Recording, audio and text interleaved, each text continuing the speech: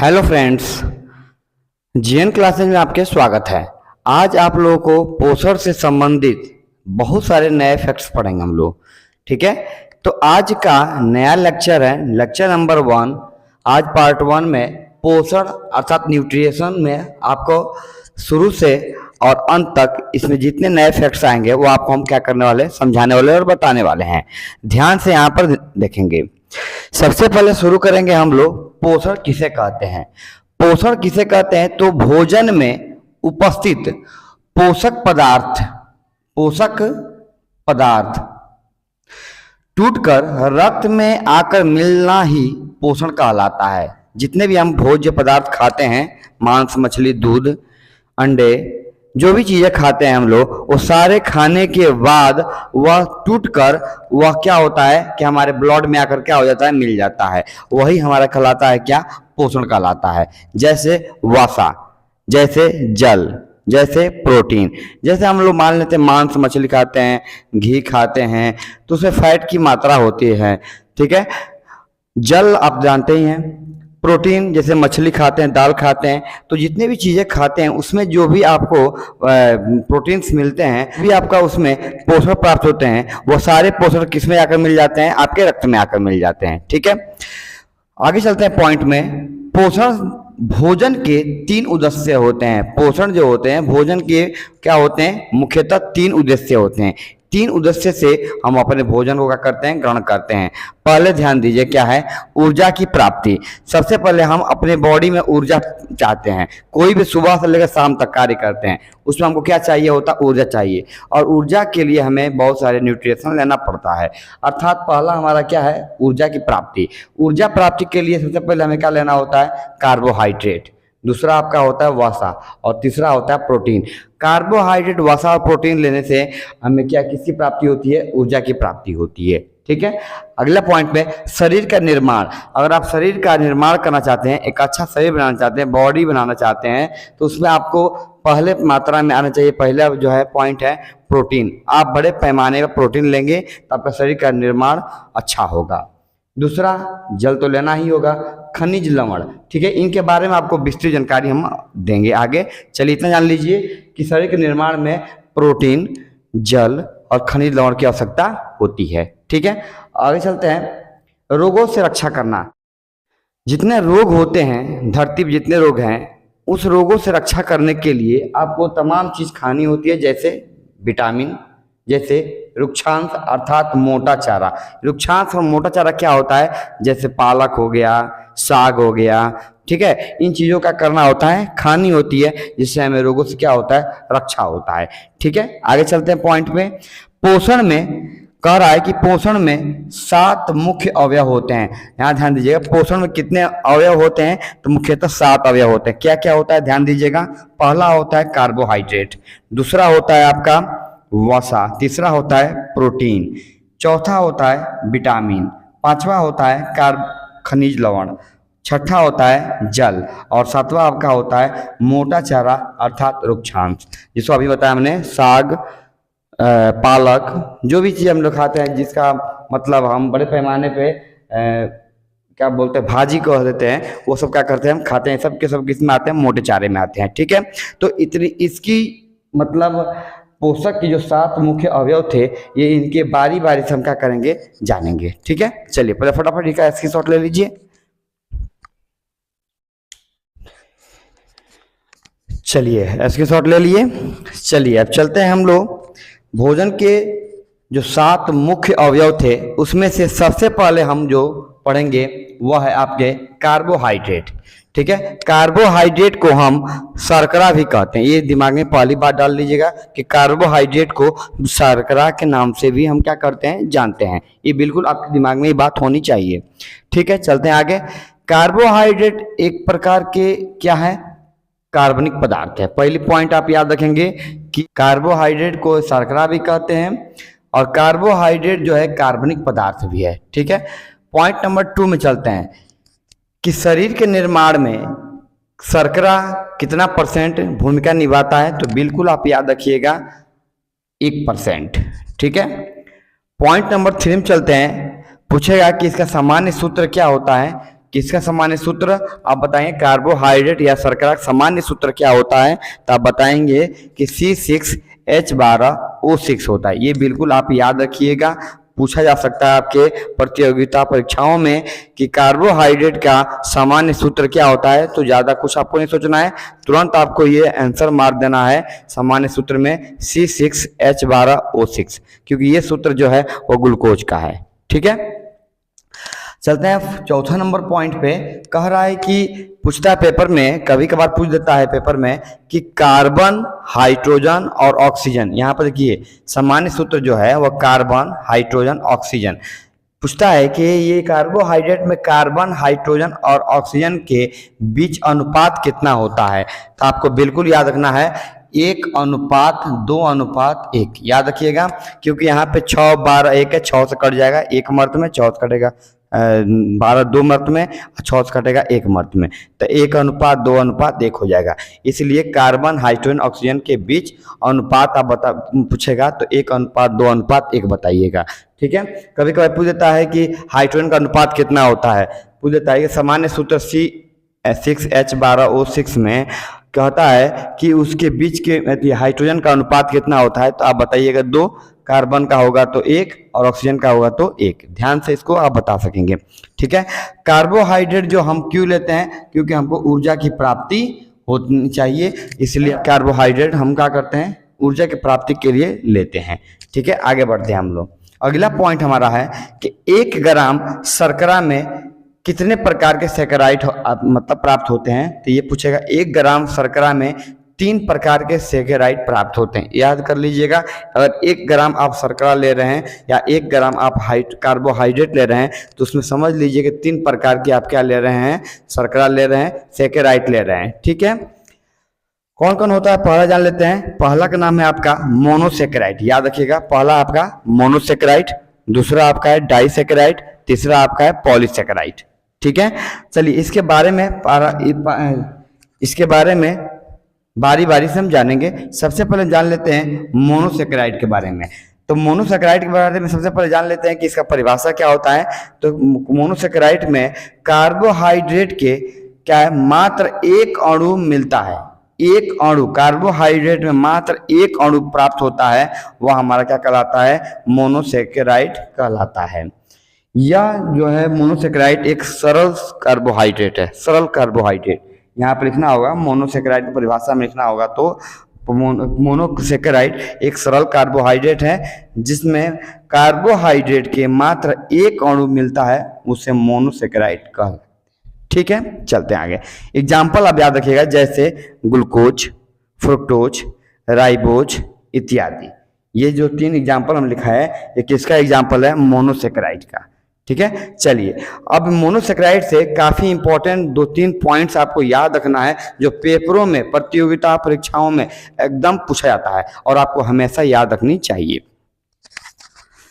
Point number 1 है, अगर मान लेते किसी व्यक्ति को तुरंत ऊर्जा की प्राप्ति चाहिए, तुरंत उसको ऊर्जा चाहिए, तो उसके लिए सबसे पहले मोनोसैकराइड अर्थात ग्लूकोज देना जरूरी है। अर्थात ग्लूकोज कहिए चाहे मोनोसैकराइड, आप कह सकते हैं कि अगर किसी व्यक्ति को ऊर्जा तत्काल में चाहिए तो उसको क्या चढ़ाना होगा? ग्लूकोज, या ग्लूकोज आप घोल के दे दीजिए, वो पी लेगा तो उसको तुरंत उसको क्या मिल जाता है? ऊर्जा मिल जाता है। ठीक है, आगे बढ़े हम लोग।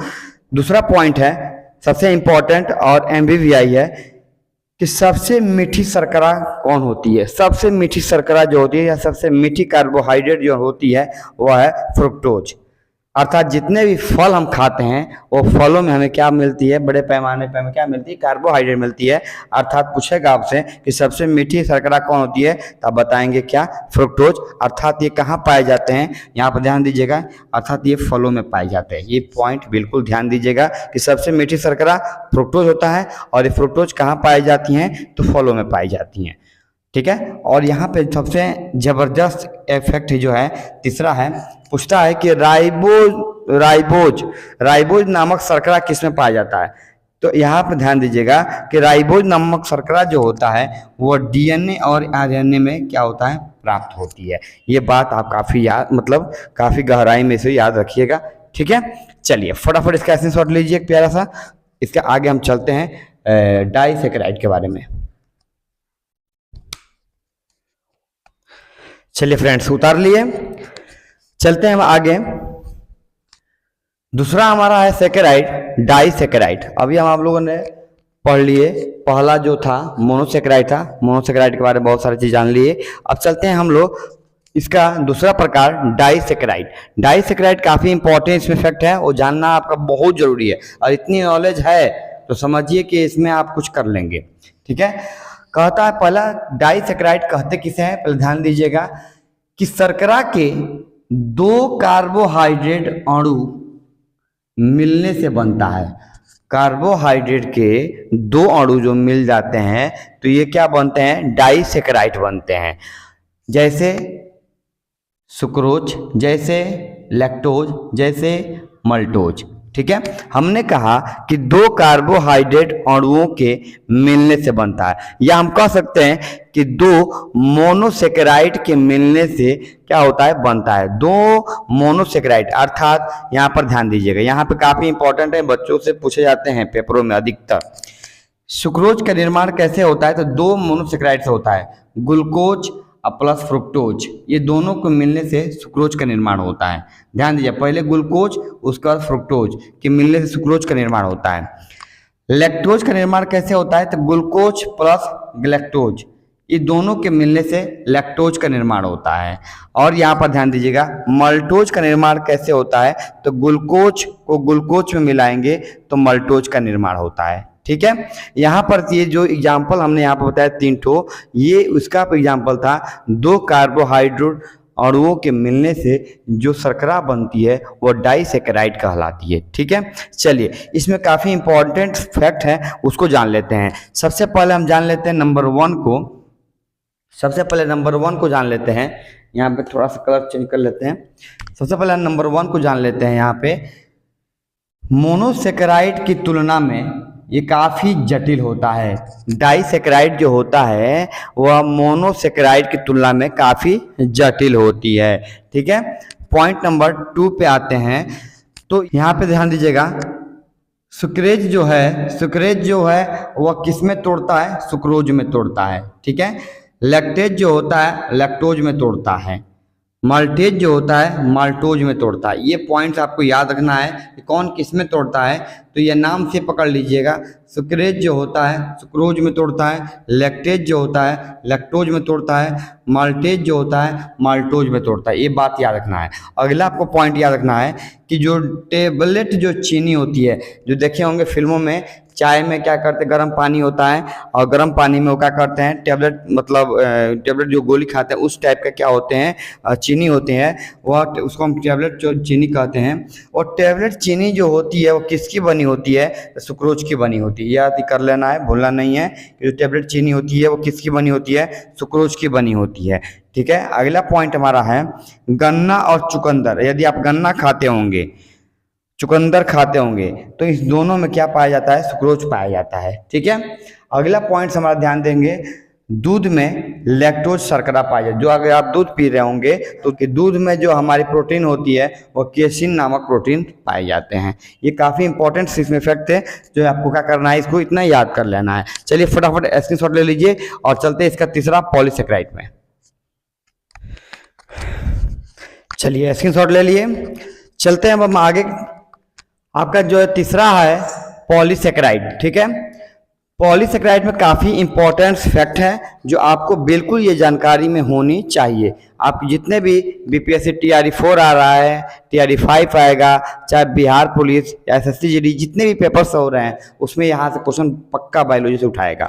ठीक है, चलिए फटाफट देख लेते हैं क्या क्या पॉइंट्स हैं। पहले याद कर लेते हैं यहाँ पे पॉलीसैकेराइड कहते किसे हैं, तो पॉलीसैकेराइड का जो निर्माण होता है, पॉलीसैकेराइड का जो निर्माण होता है, यहाँ पे बाबू ध्यान दीजिए फ्रेंड्स, ध्यान दीजिएगा, पॉलीसैकेराइड का जो निर्माण होता है वह 2 से अधिक मोनोसैकेराइड के होता है,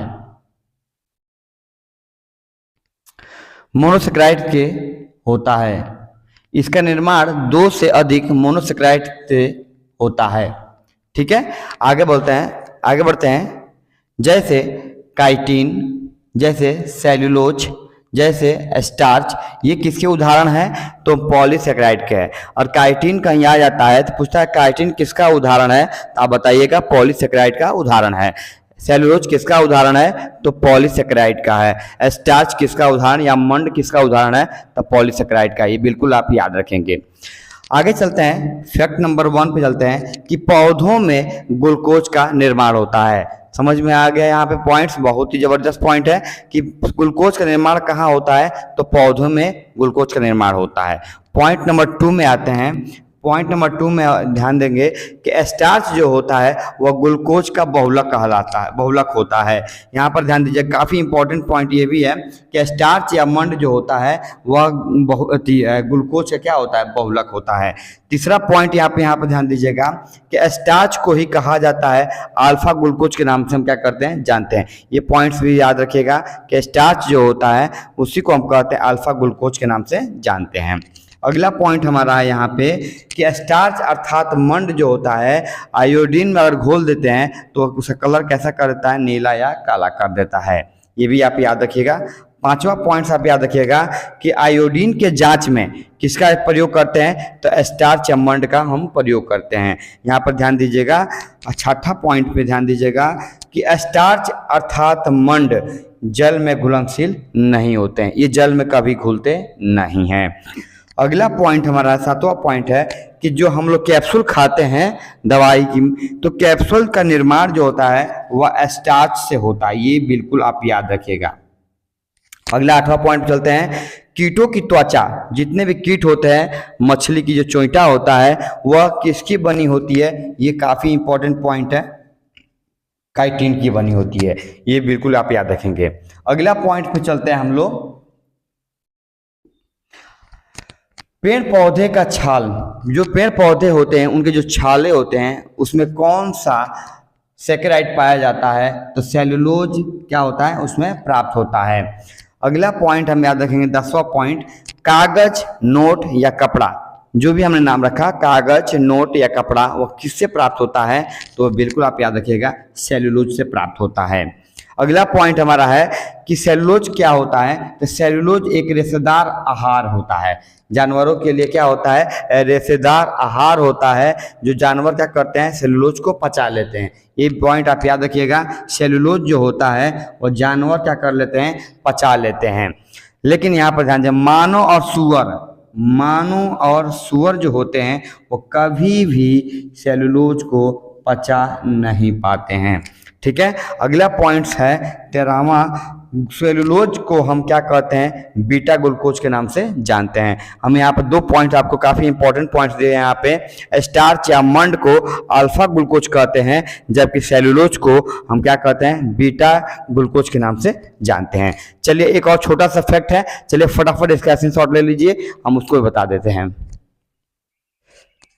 चलिए फ्रेंड्स उतार लिए। और आपके आखिरी पॉइंट्स है जो बिल्कुल काफ़ी इंपॉर्टेंट्स है, आप क्या करिएगा अपने नोटबुक में रिमार्क कर लीजिएगा। बिल्कुल ये रिमार्क कर लीजिएगा भाई। ये यहाँ पे ध्यान दीजिएगा कि जितने भी अनाज होते हैं, यहाँ पे पॉइंट्स ध्यान दीजिएगा क्या बोला कि जितने भी अनाज होते हैं उस अनाज के बाहरी जो भाग होता है, बाहरी भाग में क्या प्राप्त होता है? तो याद रखिएगा स्टार्च या मंड पाए जाते हैं। ये पॉइंट आपको बिल्कुल याद रखना है। जो भी अनाज है, जो भी आप अनाज का नाम जानते हैं, उस अनाज के बाहरी भाग में स्टार्च या मंड पाया जाता है, जबकि अनाज के आंतरिक भाग में क्या पाया जाता है फ्रेंड्स? कार्बोहाइड्रेट पाए जाते हैं। ये पॉइंट आपको बिल्कुल याद रखना है। ठीक है। इसका एग्जांपल हम लेते हैं, जैसे गेहूं है हमारे पास। गेहूं एक अनाज है जिसमें चोकर में स्टार्च या मंड पाते हैं। चोकर जो होता है वो अनाज के छिलका होता है। ठीक है।